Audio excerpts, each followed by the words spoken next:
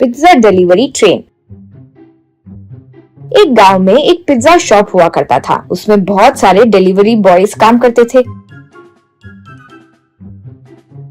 वे लोग पिज्जा को देकर बाइक पर, स्कूटर पर जाकर डिलीवरी करके आते थे। उस सारे डिलीवरी बॉयज में एक था अमर। अमर भी अपने स्कूटर पर पिज्जा डिलीवरी करता था।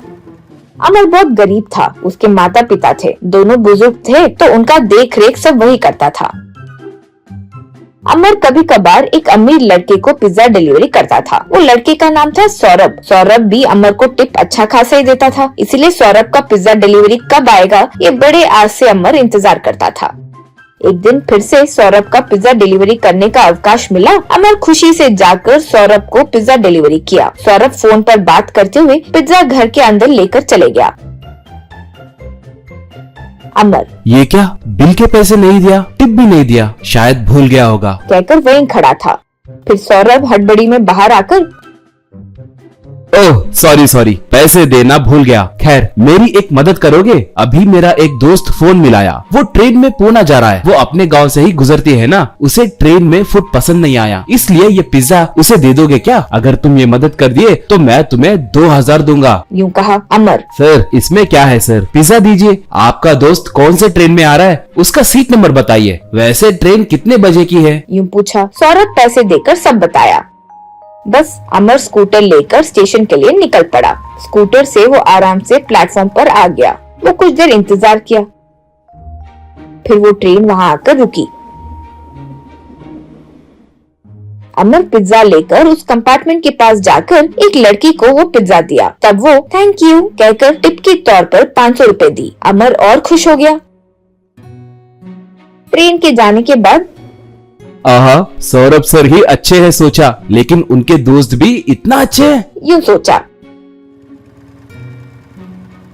ऐसे एक और दिन अमर जाकर सौरभ को पिज्जा डिलीवरी किया। वो फोन पर बात करते हुए घर में चले गया। अमर, आहा, उस दिन भी ऐसा ही हुआ। कहीं आज भी पिज्जा ले जाकर ट्रेन में देने के लिए बोलेंगे शायद, यूं सोचा। इतने में सौरभ आकर, शिट, पैसे देना भूल गया। अमर, कल तुम जाकर एक लड़की को पिज्जा दिए ना, वो जाकर हमारे फ्रेंड सर्किल में सबको बोली। बस ये रूट में जाने वाले सारे लोग पिज्जा चाहिए यूं बोल रहे हैं। अब वही फोन आया। जरा यूं कुछ कह रहा था तो अमर, समझ गया सर, समझ गया। आपके दोस्त के पास जाकर पिज्जा देना है, वही ना? बताइए सर डिटेल्स। यूं कहा खुशी से। सौरभ पैसे देकर सारा इन्फॉर्मेशन बताया। अमर स्कूटर लेकर प्लेटफॉर्म पर पहुंचकर ट्रेन का इंतजार किया। ट्रेन आई। अमर जाकर एक लड़के को पिज्जा दिया तो वो 1000 रुपए टिप दिया। अमर की खुशी का ठिकाना नहीं था। उस दिन से सौरभ के पास से पिज्जा ऑर्डर आना ज्यादा हो गया था।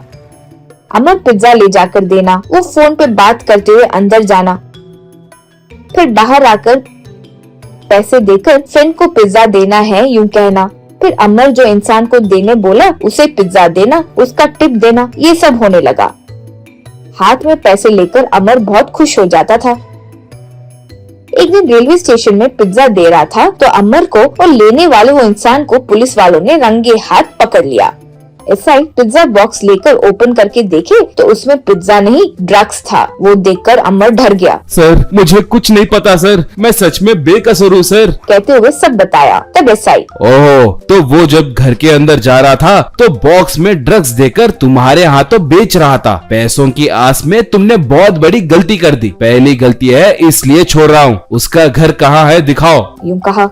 इस तरह सौरभ के साथ साथ जो भी लोगों ने ड्रग्स खरीदे वे सब जेल में डाल दिए गए थे।